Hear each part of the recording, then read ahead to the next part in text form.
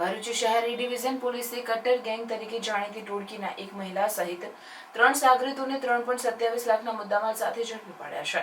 આ ટોળકી વૃદ્ધાને નિશાન બનાવી રિક્ષામાં પેસેન્જરના સ્વાંગમાં બેસીને કટર વડે સોનાના દાગીના ચોરી કરતી હતી. 18 જૂને અજાણ્યા ઇસમોએ રિક્ષામાં બેઠેલી એક વૃદ્ધ મહિલાની 3 તોલાની 2 સોનાની બંગડીઓ ચોરી કરી હતી, જેની ફરિયાદ નોંધાતા પોલીસ તાત્કાલિક હરકતમાં આવી હતી. બાતમીના આધારે લીલા કલરની સાડી પહેરેલી મહિલા હોસ્ટેલ ગ્રાઉન્ડ તરફ જતી હોવાનું જાણવા મળતા પોલીસે મહિલાને ઝડપી પાડતા તેની પાસેથી ચોરીની બંગડીઓ મળી આવી હતી. જે બાદ તેની વધુ પૂછપરછમાં બંને પુરુષ સાગરીતો અંકલેશ્વર ખાતે ચેન વેચવા આવેલ હોવાનું જાણવા મળ્યું હતું.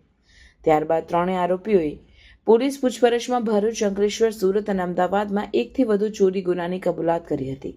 આરોપીઓ રિક્ષામાં પેસેન્જર બનીને ખાસ વયસ્ક મહિલાઓને નિશાન બનાવી કટર વડે દાગીના કાપી ચોરી કરતા અને ત્યારબાદ પોલીસ ઊભી હોવાનું કહી તેમને રિક્ષામાંથી ઉતારી દેતા હતા.